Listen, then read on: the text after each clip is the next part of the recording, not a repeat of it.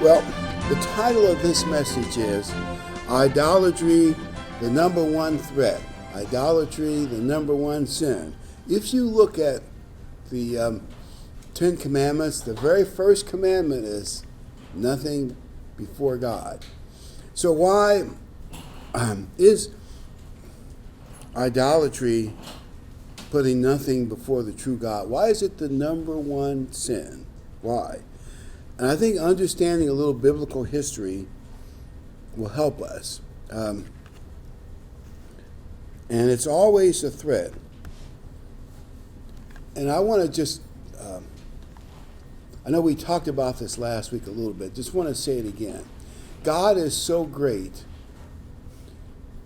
that God cannot be limited to a physical picture, figurine, statuette, carving on a mountainside or in a coin, all the things that the world has, that you can't really picture God in such limited style. He's just too great. I'm going to read some sections from Isaiah just to give us, Isaiah is kind of describing it a little bit himself. Isaiah 40 verse 15. Isaiah 40:15 reads, "Behold, the nations are a drop in the bucket." I know that's an expression that's gotten common, but compared to God, even big nations like China, Russia, the United States are a drop in the bucket compared to God, and are counted as small dust, not big dust, small dust.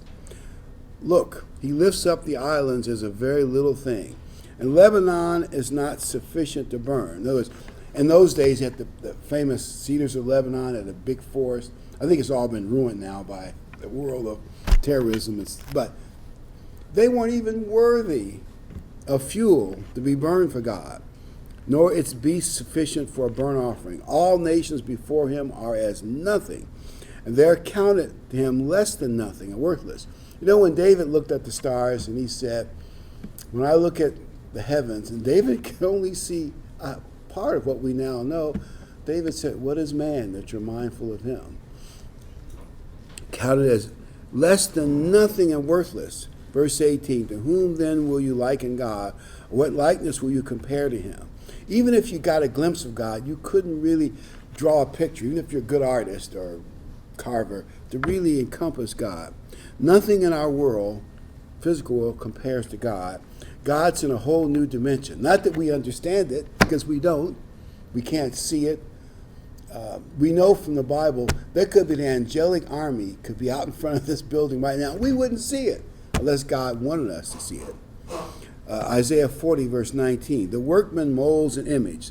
The goldsmith overspreads it with gold. In other words, God makes a little mold and they put gold plating on it, or smith casts silver on it.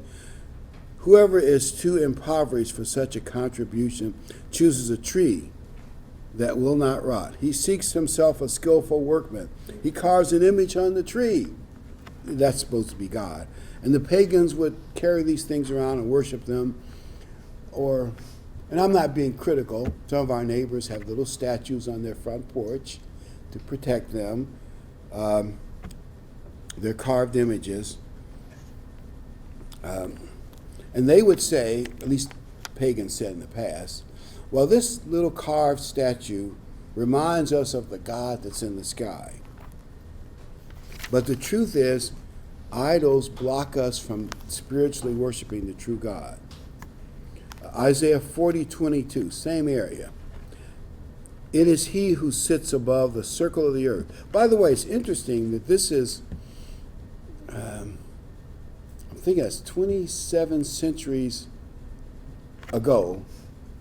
How did Isaiah know the world was round? Just a thought. There's some other scriptures in there, and Job, they talk about the sphere of the earth. There are other scriptures in there that defied scientific knowledge of its day. I'll put it that way. And its inhabitants are like grasshoppers, who stretch out the heavens like a curtain and spreads them out like a tent to dwell in. Verse 25 and 26. To whom then will you liken me, or to whom shall I be equal? In other words, says the Holy One, In a sense, we're like bugs compared to God. Maybe that's a bad analogy, but that's the Bible analogy, grasshoppers.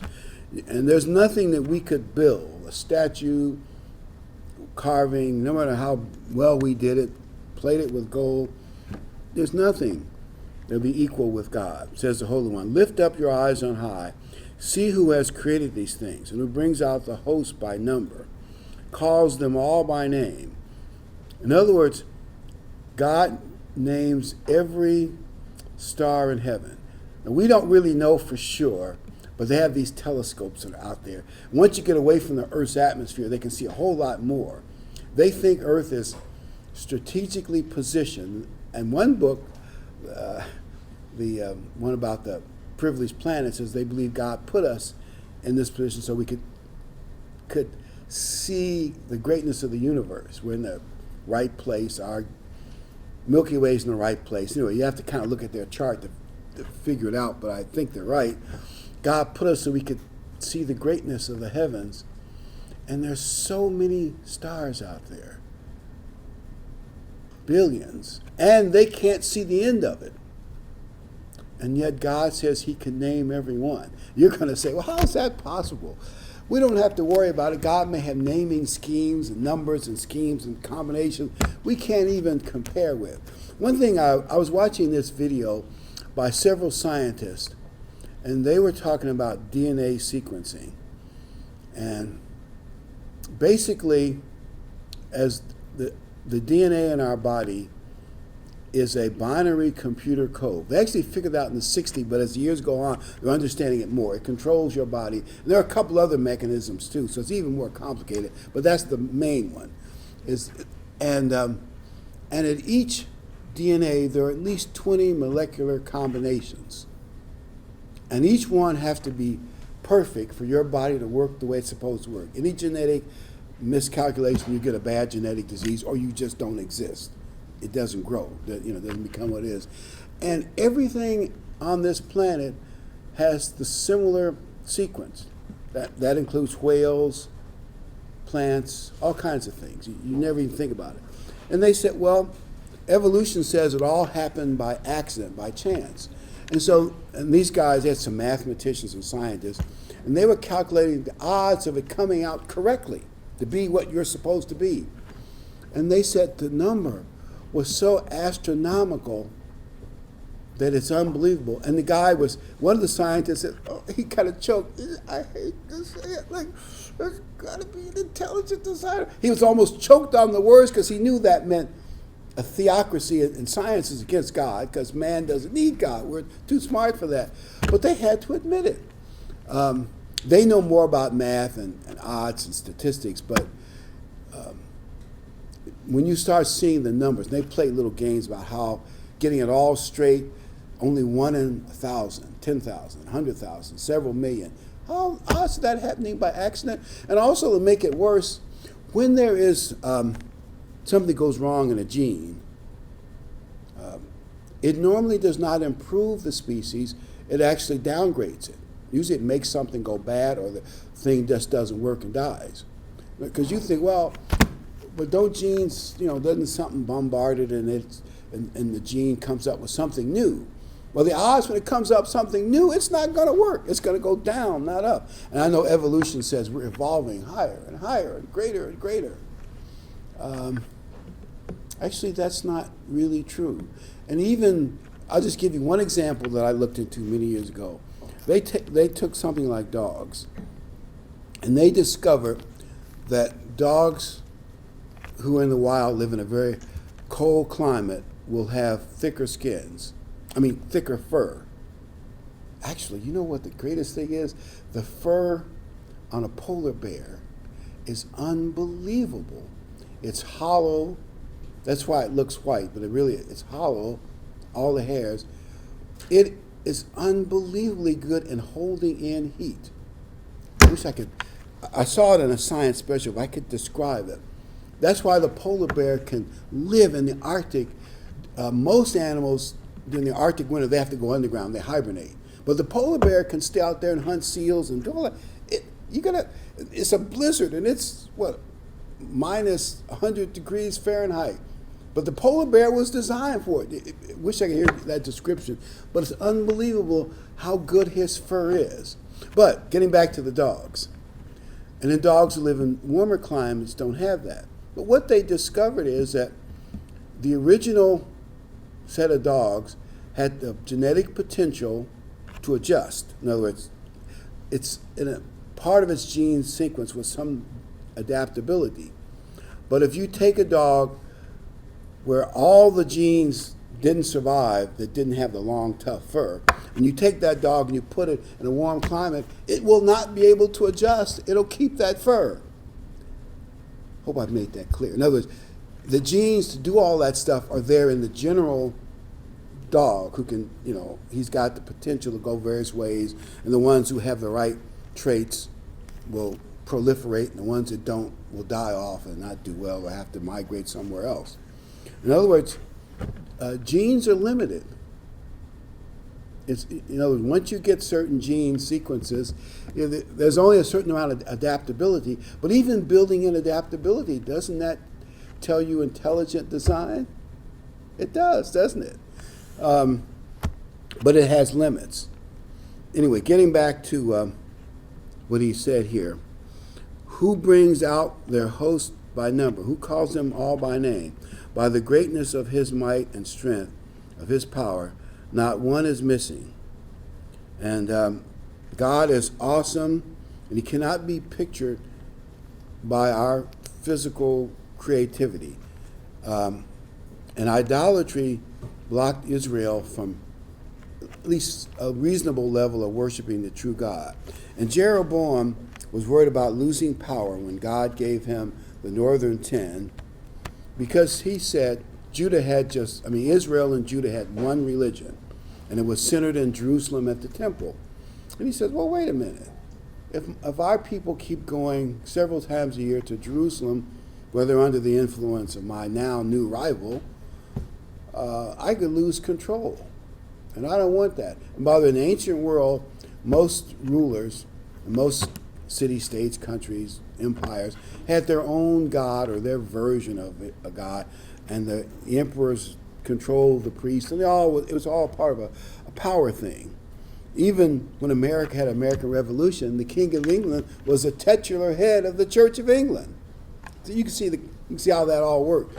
Until the Americans came up with freedom of religion, the first country to do that, that was pretty much common. So Jeroboam said, wait a minute. I don't worry about losing these 10 tribes. So he talked to his advisors. We're going to go to 1 Kings 12:28. Here's what he and his advisors decided to do. 1 Kings 12:28. Therefore the king asked advice. Then they made 2 calves of gold and said to the people, it is too much for you to go all the way up to Jerusalem. Here are your gods who brought you out of Egypt. And set one in Bethel and one in Dan. So he got more convenient locations. One was actually only 10 miles north of Jerusalem, but it's on the road to Jerusalem to block his people from going down there. You can stay here and worship. He was doing things the human way, because that's what he thought was the best. And just going to 1232 and 1233, Jeroboam ordained a feast in the 15th day of the 8th month, not the 7th month, the 8th month, like the feast in Jerusalem. And I use that word, it was a counterfeit feast. Counterfeit feast. So he did at Bethel, sacrificing to the calves. And at Bethel he installed the priest of the high places which he had made. So he made an offering on the altar that he had made based on the 15th day, which he devised in his own heart. Notice, he did not get it from God. You can't make something holy. Only God can do that. And he ordained a feast for the children of Israel. And he offered sacrifice. He was the high priest. He did it all. I'm high priest and king. He did it. In other words, he said, I can keep my power the human way by just changing the religion and controlling the religion. Instead of trusting God, he did it the human way. Even though God told him, I've given you the 10 kings. This is a story. Rolls Royce is the name of the story. like all these stories, it kind of makes a point, sort of. And this is a true story. Sometimes it does take a rocket scientist. Anyway, Rolls-Royce in Britain had built this gun, and they could fire chickens at windshields that they were building for jet liners and big bombers, because they can run into birds, going 400 or 500 miles an hour. They don't want the windshield to break. So they get to test them, make them strong enough. So, they sold the whole thing. And the American manufacturer, we want that gun to do testing on your windshields as well. So the Americans got the gun, and they tested it, and with a chicken. Well, not only did the chicken smash the windshield of the jet, it broke through and smashed the seat rest of the pilot and embedded itself in the back of the whole pilot's compartment. The American engineers were shocked. What? The windshield is that weak? So they wrote to the Rolls-Royce in Britain, what did we do wrong? You got any suggestions? And one of the rocket scientists responded with, defrost the chicken first.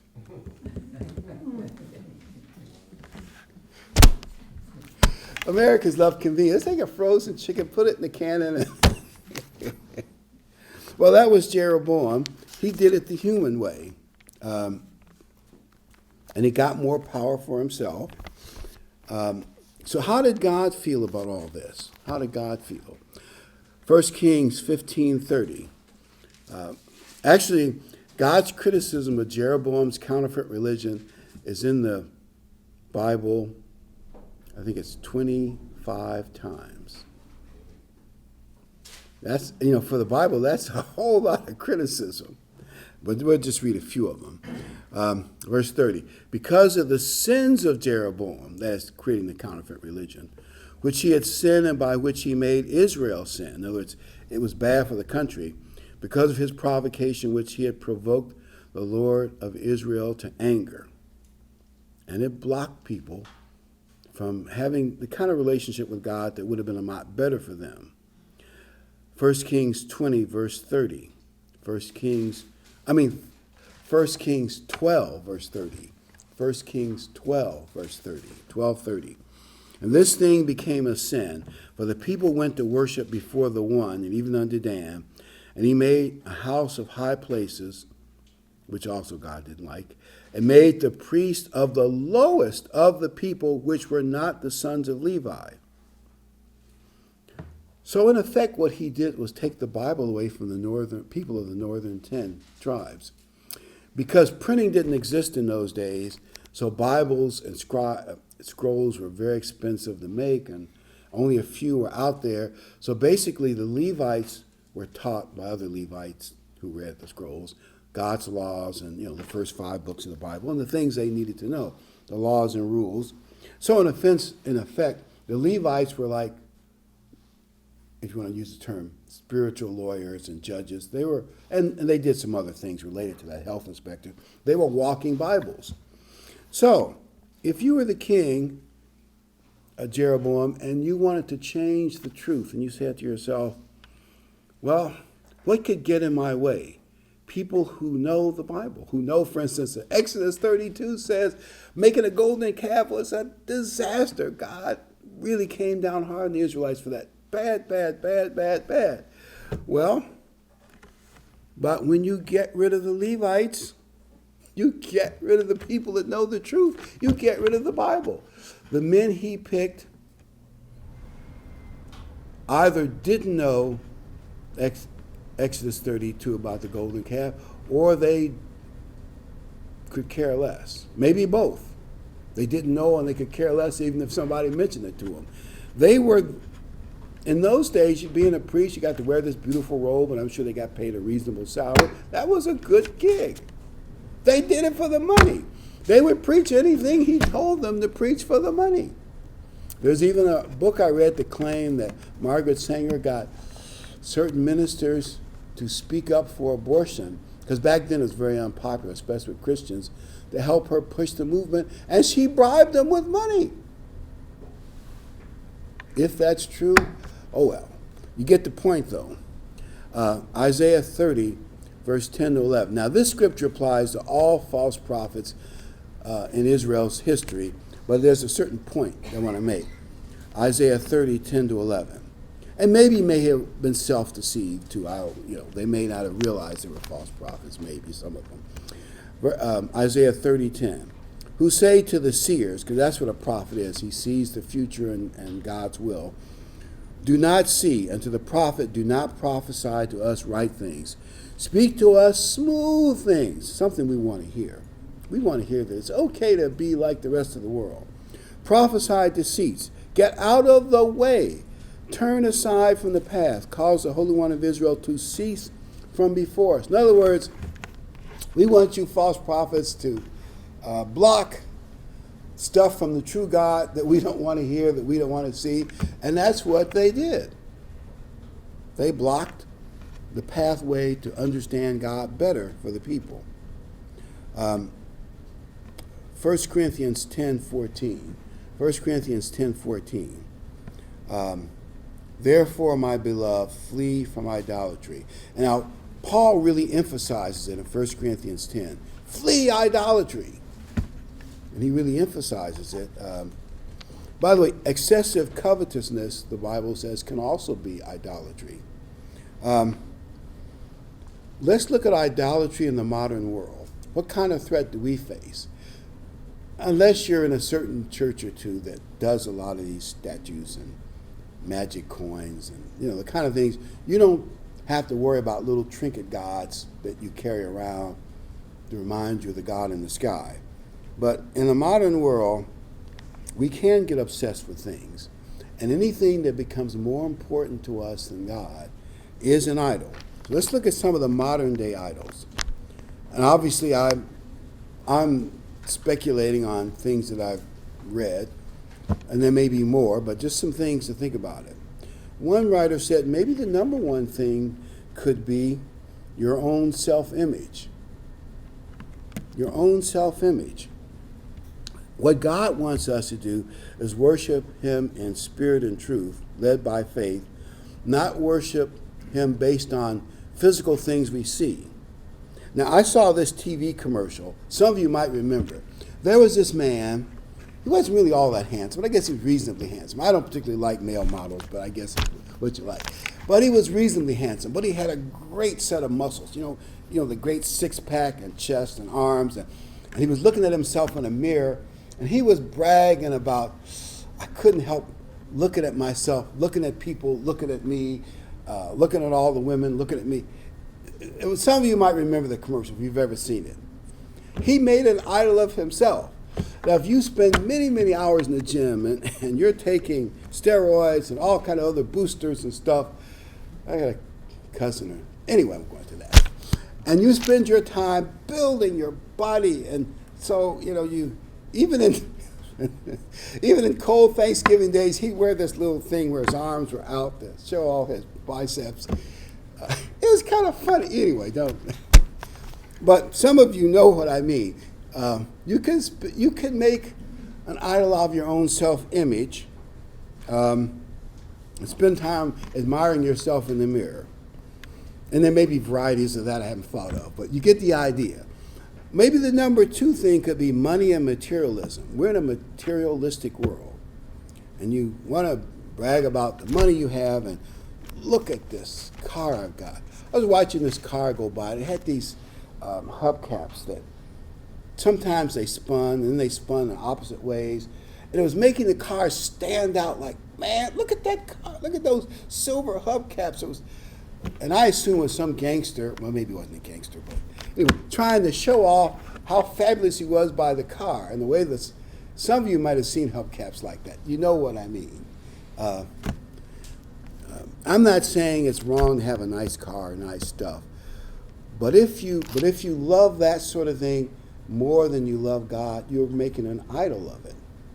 And you can polish it and get mad if anybody. I saw this morning. He parks his car in the back of the parking lot so nobody can ever scratch it. It looks so beautiful. It shines and whatever. Third could be entertainment, which could be trips and fun, and you spend a lot of money. By the way, I think that's why drugs are cursed for some people. Fun, entertainment is the heart of their life. Well, you go to these parties. I haven't done all this because I've lived probably a boring life compared to some people. But you get the impression they go to these nightclubs and parties and somebody said, man, you want to have more fun? You ought to take this drug called ecstasy. And there are a whole class of drugs in that.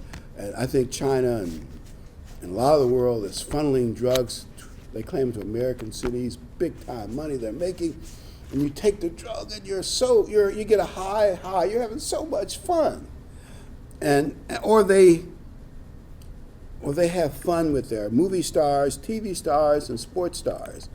And there's industries where people spend hours and hours reading about their movie stars, TV stars, and sports stars. I'm not saying it's wrong to read some of it, but if that is the biggest thing in your life, and all you want to do is look at the Kardashians, I guess they're the biggest thing on reality TV. I don't really know that. I get the impression from what people say they are. Maybe that's not true, but maybe it is. But that is your life. Entertainment. 4 is sex. If your life is controlled by pursuit of sex, and let's face it, that's a powerful force. There's nothing, no one can deny it. Anyway, the less I say about that, probably the better. Keep myself out of trouble. But you got to see the danger of that. Also, I have the feeling, I don't know if you can prove it statistically, but single men who spend all their time pursuing that sort of thing die younger than married men. I believe there are stats to back it up. I know there are other factors involved, but what seems like fun may have negative side effects and aren't so obvious. Number 5, smartphones. You're going to say, how can a stupid smartphone be an idol? I'm telling you what I've read. There are, especially people under 35, if you take their smartphone away, they go berserk. Like if the parents say to this 17-year-old girl, I don't like what you've been doing on social media, I'm taking your smartphone. She will go into withdrawal syndromes. I mean, literally, I read it, withdrawal, like a drug. You can't take it. It's unfair. It's un-American to take my phone. Literally. And so someone asked, well, how do you know if you're maybe putting something in front of God? Well, if you get really mad and upset when it's not available, you have your own version of withdrawal symptoms. And if you find any of those things are true, and over time, I think the world sucks you into different things, whatever thing that you might be more likely for. And even gossip magazines about movie stars can be part of that whole syndrome of thinking more about that than you do about God. If you think you're being sucked into things, pull you away from making God number one. Remember, God should be number one. And actually, that's even over family, patriotism, all the things you love like money. God should be number one. If you think these things are drawing you away, repent and spend more time with God.